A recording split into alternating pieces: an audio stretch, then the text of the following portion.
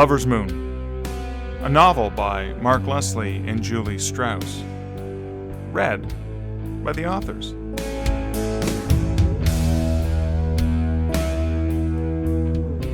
Monday, October 31st, 2011. Chapter 19. Michael, 8:04 a.m. How could I possibly expect Gail to trust me when I wasn't even sure I could trust myself? The past 2 weeks have been about the saddest I've ever been in my life. How couldn't I be? I had known and experienced what it was like when Gail and I were together. I couldn't not know that now. Hence the emptiness. There's a line from a Rush song called "Losing It" that perfectly captures the feeling. They sing about the bell tolling for the blind who once could see. If Gail had been here, I would have mentioned it, of course, and she would have rolled her eyes and asked if I always had a song lyric, particularly a song lyric from some odd and quirky Canadian band, for every possible moment, for every possible feeling. God, how I miss seeing her roll those beautiful eyes. How I longed to see that wry smile on her face. I'd taken it hard when I learned that she originally met me because there was an exchange of money. And I still wasn't sure, if I was being completely honest with myself, about the continued exchange of money and what that meant. Her attraction to me had been genuine. That's not something that people can hide when I come equipped with the ability to smell their emotions, their heartbeat. But even with that evidence, I was filled with doubts. Not about Gail, about me. You can take the awkward and unfortunate-looking young boy with big ears out of the small town, morph him from an ugly duckling into a swan, endow him with supernatural strength and abilities, and shower him with the experience of fame and fortune. But you can't take any of those initial self-perceptions out of that boy. I knew I was a pretty good-looking man. Gail herself mentioned it regularly. But to me, I was still that big-eared, freckled-faced kid with the at-home DIY mixing bowl haircut. Imposter syndrome was a powerful thing. I was raised an only child. I didn't have any friends. I was overprotected and coddled by my mother. She would have done anything for me, and often did. For my 8th birthday party, I'd invited everyone in my class to come to a pool party. We had a decent above-ground pool, and my birthday coincided with the annual spring-summer opening of the pool. Initially, nobody wanted to come. It wasn't until the last minute that a half dozen of the kids changed their previous regrets RSVP. It was a ton of fun. I splashed around and played games in the pool and yard with my classmates, enjoying endless cheese puff, potato chip, and cookie snacks, followed by hamburgers, hot dogs, and cake. While us kids played, all the parents sat in the adjacent area of the deck enjoying steak, ribs, baked potatoes, and an endless supply of beer and liquor. That birthday had been the most fun I'd had as a kid, and the first time I felt accepted as one of them with a handful of my classmates. I hadn't learned until years later that my mom had called several of the kids' parents and invited them to an adult party, promising booze and food. She even provided and pre-wrapped the gifts they had all supposedly brought. All the parents had to do was show up with their kids to be part of it. My mother was like that. She always looked out for me, wanted the best for me, and would do practically anything for me. But it still hurt that my mom had to bribe the kids' parents for me to have anyone come to my birthday party.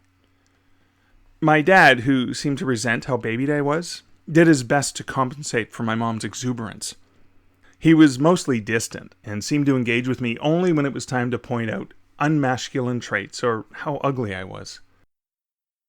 He used to joke with my mother all the time, in front of me, that he was convinced I was the milkman's baby because I didn't get any of my father's good looks. I didn't realize at the time that he wasn't just mocking me, he was also being cruel and insulting to my mother. A story he repeated over the years involved me being so ugly that nobody wanted to play with me. That was why I didn't have any friends. He laughed and said that when I was a baby, they needed to tie a pork chop around my neck just to encourage the dog to play with me. He also used to joke that when I was first born, my ears were so big they didn't know what I might do first, walk or fly like Dumbo. No wonder I found solace and escape in books and comic books. And it's not surprising how much I strongly identified with friendless nerd Peter Parker. If anything, I wasn't angry at Gail. I was angry at myself for believing that someone might actually want to spend time with me because of who I was, and not because I was famous or because someone behaving like my overprotected mother actually paid them to do it. That self-doubt was hard to get past. Despite knowing, without a single doubt, because those underlying emotive scents people give off are the best lie detectors that exist, Gail really did like me. And when we were talking it over, she was genuine when she shared her feelings for me. But she was also being authentic when she said she didn't believe in any of the paranormal things she based her livelihood on. And especially when she said she just wanted to be alone. So I'd spent the last 2 weeks running this endless merry-go-round in my head. I wasn't able to sleep or write. And I didn't think it would resolve itself if I just stayed here spinning. I gave Gail some space. Not calling her, not texting her, not stopping in to see her at the store had been one of the hardest things I've ever done. But I knew I couldn't leave it like this. I had to be strong. I had to face the situation rather than hide or shirk it. I had to confront Gail about it. No, not confront. Anne had said it to me in the car that day.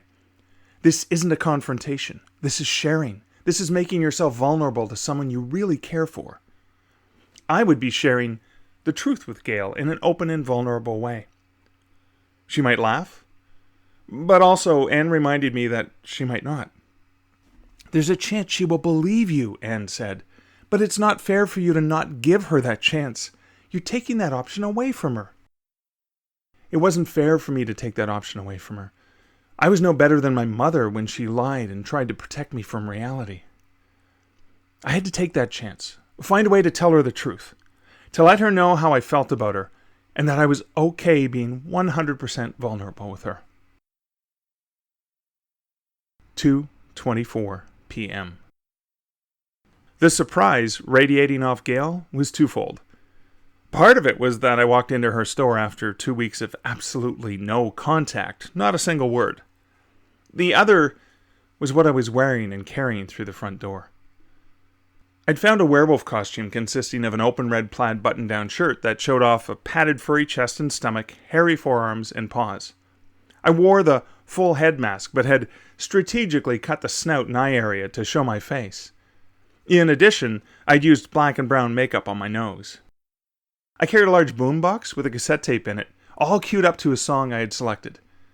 I'd also waited, out of sight, outside the store, until there was nobody inside, because what I wanted to tell Gail couldn't be done in front of others. Fortunately, standing on the street for so long in that costume wasn't a particularly strange sight to behold, because it was October 31st. When I walked in, Gail stood at the front cash desk wearing a witch outfit. She had an oversized hat with a large golden buckle and a brim width that went out past her shoulders. She also wore a long, straight-haired blonde wig that contrasted with the dark of the hat and the rest of her costume. Her dress had a corset-style front with a web pattern on it. The thin arms of the dress led out to overly large poofy and dangling sleeve cuffs to match the giant hat. She was at once stunning and gorgeous. Of course, she could have been wearing sweatpants, a bulky hoodie, and just slept in messy hair, and I would have said she was the most spectacularly beautiful woman I'd ever seen in my life. Andrews, she said. Her voice and scent were a mix of surprise and delight. What the... Just listen. I raised a hairy-gloved finger in the air, shaking my head. I placed the boombox on the cash desk and pressed the play button. The opening drum beat and piano of Warren Zevon's Werewolves of London started up. I started hustling and moving to the music, swaying back and forth, spinning around and jiving to the song. Gail started laughing. Andrews, what the hell are you doing? She shook her head and watched me gyrate around. The smile on her face warmed my heart more than any beautiful sunset or sunrise ever could. When the first vocals of the song started up, I began lip-syncing along. As Warren Zevon sang about seeing a werewolf walking around with a Chinese menu in his hand, I reached behind me. A laminated menu from the first Chinese food place Gail and I had eaten at was tucked into the back of my pants under my shirt. I pulled it out and waved it in the air before dropping it on the counter. I could tell immediately that she recognized it. When the song got to the part about the werewolf ordering beef chow mein, which was the dish I had ordered that night, I pointed to the menu, where I'd circled that. I had also circled the meal Gail had ordered. I hooked both thumbs to point at myself when Zevon sang the chorus, and when he sang "of London," I loudly sang "of New York." I also couldn't resist singing the "awoo" parts out loud, because admittedly I love this song and was really getting into it. When the first part of the chorus finished, I danced around the counter, took Gail's right hand in my left, and placed my own right hand on the small of her back. She gracefully slipped into the dance with me, and we moved about the open area at the front of the store. It was amazing to move in sync with her in this fast-paced dance. But we did it as if we'd both practiced it for years. That's just how natural moving around with Gail was. As the song got to the second chorus, I rolled her off my arm, and she did a beautiful pirouette, her long black dress flowing marvelously. Then I repeated the gesturing at myself for the werewolves bit and singing "of New York." My plan had been to do this dance and lip sync to this song with my blatant hints, then when the song ended, explain to Gail that was exactly what I'd been keeping from her. Then I would tell her to think about all the times I'd had to be away and how it synced up with the cycle of the moon. But I never got to the end of the song. Gail's heartbeat, the warmth, the passion, all of it kept growing and growing. Her resistance in the internal walls she had built seemed to melt and fade as the song went on, and she kept laughing and shaking her head. Before I could get to one of my favorite parts of the song, where Zevon says that he'd like to meet his tailor, Gail leapt across the space between us, pressed her lips into mine, and kissed me as passionately as that first time we'd kissed in the lobby of the Algonquin Hotel.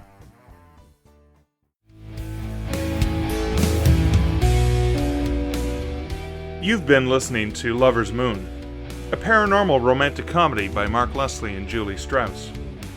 Read by the authors.